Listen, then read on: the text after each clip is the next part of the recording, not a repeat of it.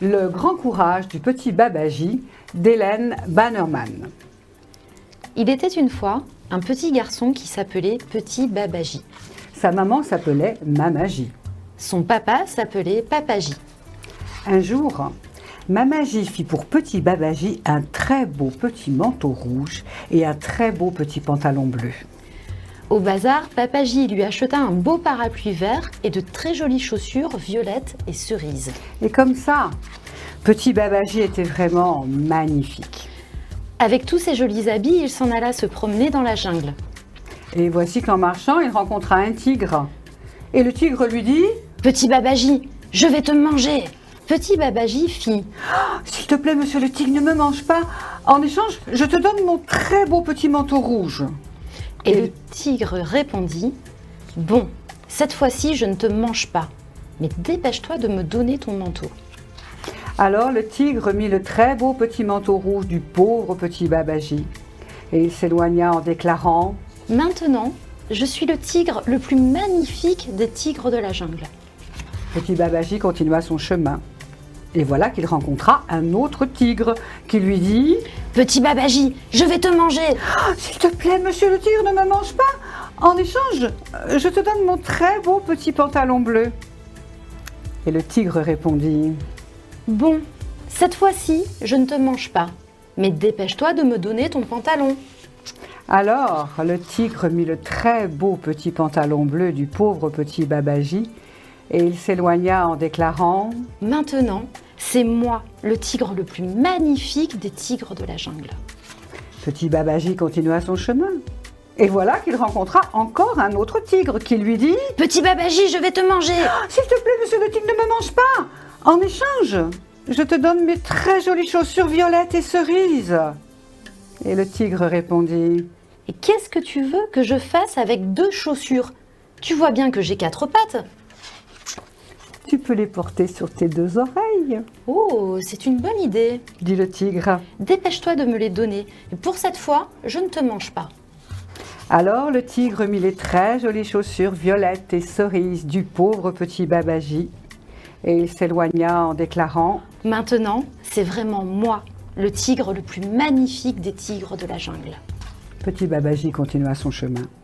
Et voilà qu'il rencontra un 4e tigre qui lui dit « Petit Babaji, je vais te manger !»« S'il te plaît, monsieur le tigre, ne me mange pas. En échange, je te donne mon ravissant parapluie vert. » Et le tigre répondit « Et comment veux-tu que je porte un parapluie? Tu vois bien que je marche à 4 pattes. »« Mais tu peux l'accrocher à ta queue. » dit Petit Babaji. « Mais tu as raison. Dépêche-toi de me le donner et je ne te mange pas cette fois-ci. » Alors le tigre prit le ravissant parapluie vert du pauvre petit Babaji et il s'éloigna en déclarant « Maintenant, pas de doute, c'est moi, le tigre le plus magnifique des tigres de la jungle. » Et le pauvre petit Babaji s'en alla en pleurant parce que les méchants tigres lui avaient tout pris. Quelques instants plus tard, il entendit un terrible « Oh là là !» Fit Petit Babaji. Les tigres sont de retour pour me manger. Qu'est-ce que je vais faire? Il fila se cacher derrière un grand palmier pour voir ce qui se passait. Et c'est alors qu'il aperçut les tigres en train de se disputer. Chacun voulait être le plus magnifique des tigres de la jungle.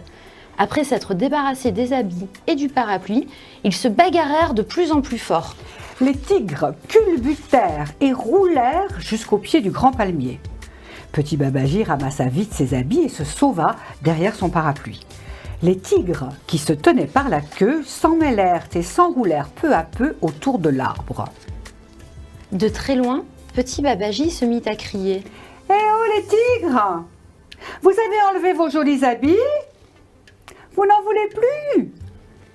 Les tigres firent seulement « Grrr !» Petit Babaji continua « Dites-le si vous les voulez. Sinon, je les reprends. » Comme ils ne voulaient pas se lâcher la queue, les tigres répétèrent « Grrr !» Alors, Petit Babaji remit tous ses jolis habits et s'en alla d'un bon pas. Les tigres étaient de plus en plus furieux, mais pas question pour eux de se lâcher la queue. Les tigres étaient tellement furieux que pour s'entre-dévorer à qui mieux mieux, ils se mirent à tourner autour du palmier. de plus en plus vite, de plus en plus vite. Les tigres tournaient et tournaient si vite que bientôt on ne vit plus rien d'autre qu'un tourbillon qui tourbillonnait. De plus en plus vite, de plus en plus vite. À la fin, les tigres avaient tous disparu. Et tout autour de l'arbre, il ne resta plus qu'un peu de beurre fondu. Peu de temps après, Papa-J passait justement par là, avec un énorme pot de cuivre dans les bras. Et il se dit... C'est ma magie qui sera contente quand je lui rapporterai tout ce beurre fondu. Avec ça, elle va nous préparer un bon repas. Et aussitôt, il remplit son pot. Et oui, Mama-J fut ravie. Elle décida de faire des crêpes pour le dîner. Mama-J mélangea de la farine, des œufs, du lait, du sucre et elle prépara une montagne de crêpes avec du beurre fondu. Des crêpes qui avaient la couleur des tigres, toutes bien dorées. Toute la famille s'assit pour dîner. Mama-J mangea 27 crêpes. Papa-J, 57. Et petit Baba-J, il en dévora combien? 180, parce qu'il avait vraiment faim.